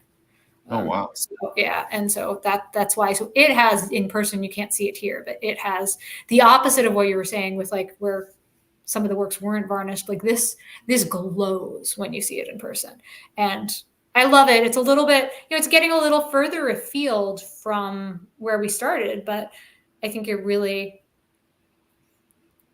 just, I don't know, it really, to me, it reminds me of what an innovative genre illustration art is. Going back to talking about George Petty a minute ago, I think you're seeing people making a lot of innovative choices. And that goes against the grain of how people generally consider illustration, because people generally think of it as, commercial art that is just doing the most obvious thing, where in fact it's somewhat the opposite, because, people are always interested in, standing out from the crowd. So there's always going to be space for innovators in it. Agreed. Well, this is, I would never have guessed painting, over a photographic scene but that she took. Yeah. And that was actually kind of, it was actually not that uncommon. There's an artist, Sarahjane Hiller, who did a lot of that, who was a pulp artist who I love a lot as well. Because if you think about it, like it's an experimental moment in all of these mediums. Like if you're thinking about creating color art for reproduction, still a new phenomenon, experimenting with what the limits of photography and the limits of painting are. All of these things, they're not as, they're not as decided as they might have been for a little while in the later 20th century. Right. Well, this next piece, I know there's a fair number of artworks by this artist on CAF. Maybe not as nice as this one or a few other pieces that you have in the auction, but Elfgren is highly sought after. Yeah. I mean, it's funny because, when for a long time during his career, Petty was the premier, pinup illustrator. And then it became Vargas. And then during Elfgren's career, he might have been the most well-known pinup illustrator for a while, but then it was still Vargas in the secondary collector market for a long time until Elfgren kind of overtook him again. And I love them. I love them all. I think they all are incredible talents. Elfgren, one thing I love about him is he did other campaigns. He worked for Coca-Cola. He did some advertising work. There's certain things that he did that weren't pinup at all, but he was a marquee artist for the Brown and Bigelow Calendar Company. So he, did over 200 calendars for them. So there's over 200, Gil Elfgren pinup girls. And there's something fascinating to me about watching somebody go back to the same well over and over and over again and find their inspiration. And I think that's why this piece is such a standout, because it's him commenting on people not respecting him. It's him commenting on people not taking what he did seriously, while at the same time, being so beloved. And, it's funny and it's charming. And it also just points out how much all of this art was created in the context of its time. And there are a few other Elfgrens. I remember this one as well, right? Yeah. Yeah. I mean, and there's I think there are 5 Elfgrens in the sale, and they're all great. They, there are ones that I love in really different ways, but to me, this is the one that I look at and I feel like you could write stories and tell stories about it forever. Oh yeah, without question. No, I love this piece too. Let's see here. Oh, that's right. Nagel next. Yeah. And so this again, I think this is a piece that is it's phenomenal to have gotten to see it in person. It's phenomenal to have gotten to kind of live around it for the last few months. So Nagel, first of all, is just, he's one of those artists who he changed the language. He changed the language of style in the 80s. And, there really was a before Nagel and an after Nagel in a way that very few artists get to say. And yet this piece has never been seen before. This piece, it was of Terry Wells, who was the Playmate of the Year for Playboy. And he he created it with her sitting in his studio. She was the first Playboy model to sit for Nagel in his studio. And, his career was very intertwined with Playboy. And Playboy ended up giving it to her as a gift for, her Playmate of the Year status. And she kept it in her home until now. So nobody's seen this. And it's also unusual. He kept her blonde, even though he gave her the dark undertones. He rarely kept somebody blonde. So I think it's just such a phenomenal piece. And it's just the fact that that his style was so minimalistic in so many ways, and he's doing so much with so few choices, I just absolutely adore. And I think, yeah, well, it's his style stood out, in that in the 80s for sure. I don't know, it's just it was so unique in its simplicity, Yeah. and then to realize, the size of the pieces and everything, it was always, and the thing, his work got reproduced a lot. So it wasn't like it was limited to just Playboy. I mean, you saw them in posters, and he became a whole industry. He became a whole industry both during and after his life. He's another artist who died quite young. And I wish we could have seen a lot more Nagel work. And there is definitely a few other Nagel pieces in this auction. I know there's this piece, but there was there's a couple of sketches too. Right. I thought I saw some pencil pieces, and they were rather affordable still. Yeah. So. Oh, and there right after that Nagel is that McGinnis Betty Page I was talking about. Oh yeah, there. Oh yeah, there it is. Yeah. It's all pencil and paper, no ink. Yeah. Still, it's that's a very nice piece. I can see why that you might prefer that one over the other one. I didn't say that. I just said Okay. I like them. Like I don't have to choose. That's right. No, you don't, because you're not going to be. I was going to say that's the bidders' problem, not mine. I get to enjoy them both equally. Yeah. But that one I think is really a great thing. It is, definitely. And again, like we talked before, McGinnis, very little background, just the stool. That's all he needs, and his composition is still flawless. But it's still that, it's still that band across the background that gives the whole scene depth and makes it work. Like it's minimalist, but not too minimalist. Very true. Mr. Easy Go Lucky mentions the Duran Duran Nagel cover. Yes, yeah. And so here I wanted to jump into this. Now we're starting to get into something that I really wanted to make sure I mentioned about the auction is that there's a lot of really great golden age material in this auction, a lot of earlier work. And I think that, we talked about how in some ways Nagel really created something new. And then you look at this Coles Phillips, and Coles Phillips was famous for something called the fadeaway girl, which you can kind of see like the way in which her body is a silhouette. That I see a lot of Coles Phillips in Nagel's work. So even when people are really creating their own styles, they're always in conversation with the generations before them. And I think that's really worth saying. And this is just a lovely piece, I think. And scroll down a little on the page.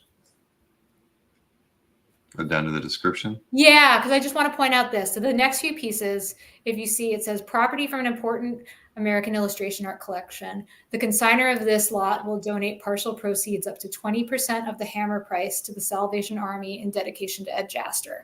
And one thing that's been really, really special about this auction season is that I don't know how many of the people watching are familiar with Ed Jaster, but he was incredibly formative in building both the comic art and illustration art departments in Heritage, and he passed away earlier this year. And I think that it's really been on people's minds, continuing that effort in that spirit. And it's really,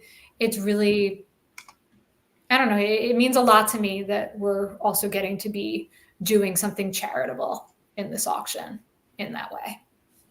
And so we have a whole there's 2 physical catalogs for this sale, and one of them is just the property of this important illustration art collection. So, All right. maybe you can see it. There you go. Yep. And yeah. So I think that, yeah. So I just wanted to start there. I think most of these lots are from this, and I wanted to also center them because they show you how versatile one collector can be. So. Very true. Yeah, Kazra was just mentioning about Coles Phillips' piece being, emulated or an homage, to this cover Yeah. by Gevich, right? Yeah. Similar thing there. Wow. Yep. Thank you, Kazra, for that. I think I jumped ahead a little bit there, but when was this piece done? So you said it was 1915. Yeah. Good Housekeeping magazine. Yeah. It obviously feels very, old timey in terms of imagining somebody wearing something that heavy to the beach, but then it sort of feels very modern in certain ways too. Mm-hmm. Just in the stylistic choices. Agreed. So then we have a Maxfield Parrish. Yeah. And again, I think that, Maxfield Parrish is the illustrator without whom people would have never started to take illustration art seriously. During his career, he was one of the most famous artists in the world. As I said, like he was one of the top 4 most name recognized artists. And, something like, I've heard everything from 1 in 3 to 1 in 5 houses had a Maxfield Parrish print in them in America at one time. Who knows who got that data or if it's true, but if you've ever been to antique stores and seen how many of them are around, you will know that a lot of people had to have had them. And yeah, I think this one, it's fascinating both because it's the title page for a book called The Golden Age, which was, every art form seems to have a golden age, it's a very familiar term, but the golden age and the golden age of illustration, the golden age became the golden age of illustration because of Maxfield Parrish, and yeah, it's just great. And it's so fantastical. And it too feels like he has a lot of influence on later generations of artists, including later generations of, comic artists, I'm sure. Like his influence was everywhere. And you can tell there's something called the Parrish blue, which was like a certain sort of blue tone that he was really good at doing. That was very, very kind of like luminous and dusky all at once. And you see artists stealing that all the time. Now, is this the only Parrish in the auction? This is the only Parrish in the auction. Okay. People who get Parrishes tend to hold their Parrishes. Oh, makes sense to me. This is a great one. And is this from that collection as well? Yes, this is from that collection as well. Okay. That makes sense. I assume whoever this collector was, they clearly had been at it for a while and had a very good eye. Well, I will say the collector is still around, still has a great eye, still is collecting. So I'm gonna, but yeah, definitely all of those things. So. All right. Well, we have 5 more from your selections here. So let's see what. Now this was the cover, I think. Too. Yeah, that's what I was saying. That this is an artist who also had a long, who had a long career in other.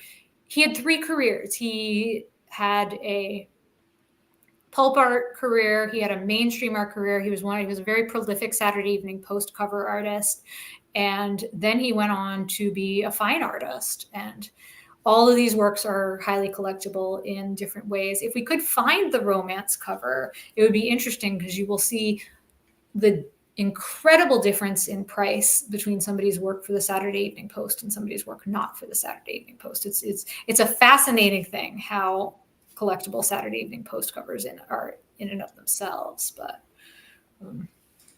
well, how often do they come up on the market? They come up on the market actually fairly frequently because it was a weekly title. So there's a lot of them, and it's just that the Saturday Evening Post had such strong art direction for so long that people, they were finding the best artists, and because for its whole history, they were sort of known as finding the best artists, people brought their best work to it.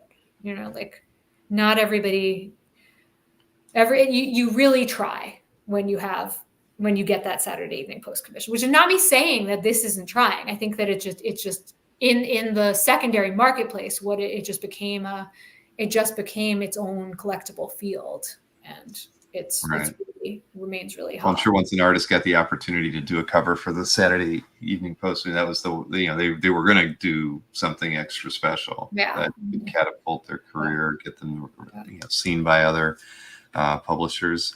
And so, like you said, the same artist, but dramatically different. Dramatically different, yeah. I mean, but then it's funny, if you look at it side by side, you can really see you can see commonalities in the color palette, especially if you looked at 5 more of his pieces. And then here's, sorry, wrong piece. Yeah, there we got it. But I see what you mean. Yeah. But yeah, he's a very well-known Western-y guy. And yeah, I think that's a very sweet piece. Oh, without question. I love it. Very appropriate for that magazine. So, and then this is another Saturday Evening Post cover, which this one I really, I during the time this was created, those 2 vertical lines, beneath where the masthead would be were very, that was their signature. And I just love this. There's something I love in this piece, and you have to zoom in to see it. All right. Where I feel like it's really subtle social commentary, but when you zoom in, you can see how like red her knuckles are. And her knuckles are red because it was so hard fought for women to get that educational opportunity.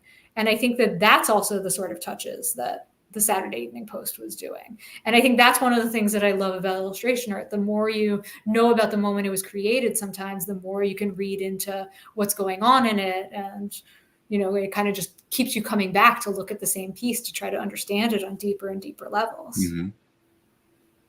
No, I would never have known that if you hadn't said that. Yeah. But you would have maybe, if you saw it in person, you would have maybe noticed. You would have gone like, they're really drawing a lot of attention to that. That's a part of the body you don't normally see, artists drawing a ton of attention to. No, well, and this one's at, And what year was this one? So I guess I missed that one. 26? 25. Wow. Yeah. Wow, it's beautiful. Yeah. Let's see here. That was that one. Okay, there we go. And then, and I think that, so again, these are all coming from the same person's collection, that Coles Phillips, those Saturday Evening Post covers, this just fever dream of an illustration of Faust, and I mean, personally, like, I think this is another one of those pieces where I could look at it all day and I could just dive into it. And McClellan Barclay is very well known for these kind of like high society scenes in a weird way. And, really like really fashionable ladies is one of his fortes. And so watching that be turned into a literal hell is just, again, it's just fascinating to me. Like when people are playing at the edges of what their genres were. So I really enjoy this piece. And I think this is another one that it's a little sleeper to me. Mm-hmm. All right. What's it? It's only at 1,000. And when was this done to? So there's no year on that. Yeah. I would say it's definitely, I think because we haven't been able to pinpoint the usage, but that would be late 1920s is my guess. Okay. Amazing for that period. Yeah, absolutely. And so this, I wanted to showcase this first because I think it brings us back to the fun after that super dark piece. Also because Leslie Thrasher, he did something phenomenal. This is a cover for Liberty magazine over the course of, he got a commission to do every cover for Liberty magazine for a number of years.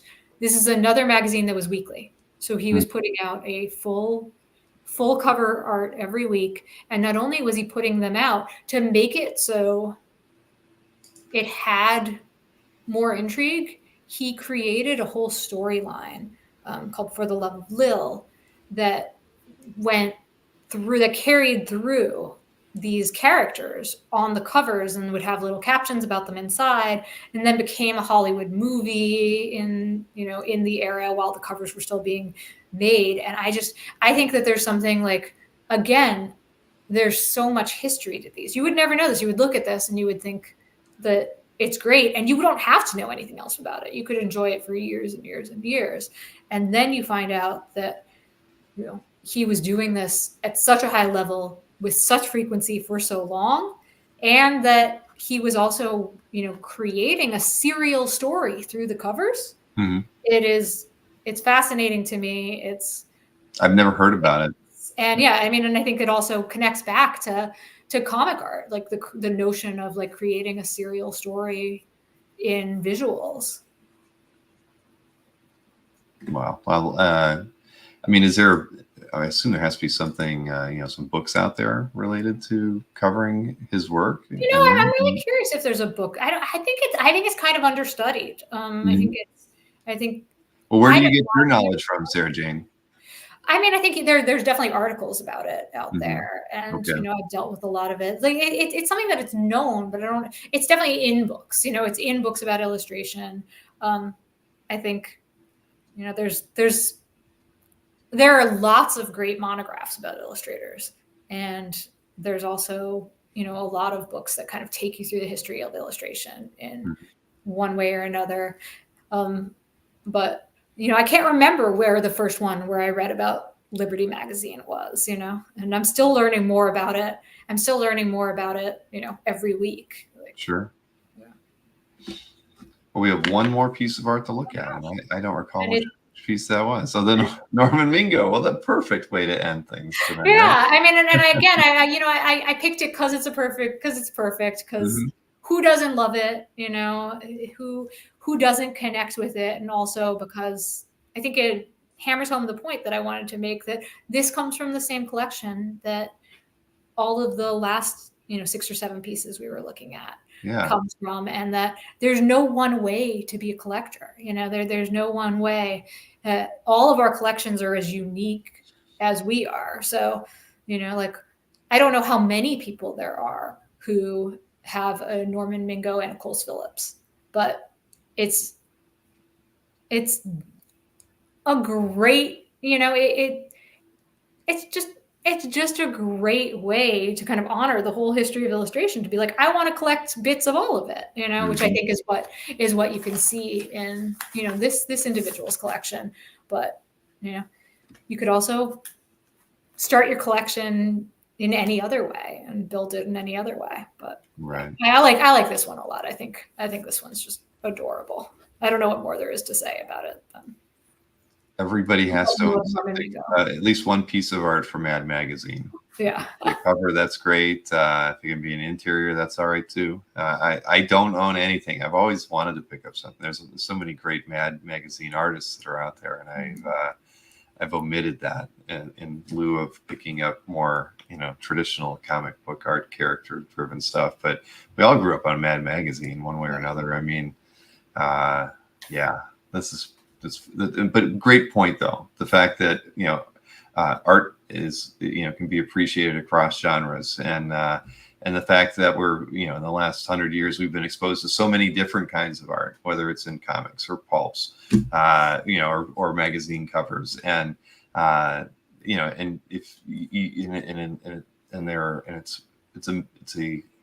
it's an area of publishing and original art collecting that is accessible to everybody, and I think that's wonderful. I'm kind of curious, because I didn't look at the catalog enough to see like what was all the pieces in there from this one particular collector, but I'd like to be curious to see how many pieces have a little bit of crossover to other artists that we're all familiar with. Yeah, that would be great. And you can do that if you're on the website. There's a checkbox where if you want to look at everything that's from that one collection, you can tick the box and it'll just show you that. Oh, and fast, Norman Rockwell Museum has a Mad Magazine exhibition coming this summer because illustration is Very true. I didn't know that, Colin. Colin's my editor at Comic Art Fan. So, but that makes sense. I mean, the Norman Rockwell Museum has been used for a lot of other exhibits. So yeah, they do. They do great curation. I have a lot of respect for them. Here, and Kaz was saying that the Polk Museum in Lakeland, Florida, which isn't too far from me, has an exhibit with 40 paintings by Rockwell and Wyeth. I didn't know that. Wyeth is one of my favorite painters, so I'm going to have to go. Well, I see. I'm just missing out on a lot of things, Sarahjane. But I mean, we all are. Life is very short, and the world is very big. Yeah. Well, we definitely need to have you back on for the July. Was that what it was? July is the next one.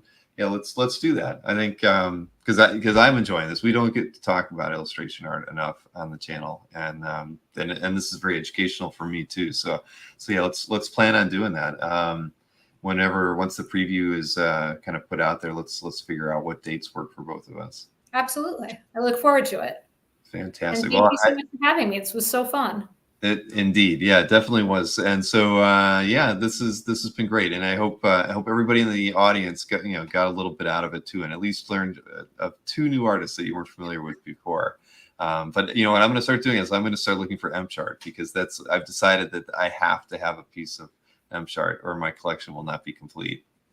I think that's a perfect place to, if all anybody got out of this whole night is one person realized that their life needed more Jeanette, then I feel like I did my job. Well, thank you again, and thank you everybody for tuning in. We'll be at it again sometime soon. But again, thank you, Sarahjane. I really appreciate you having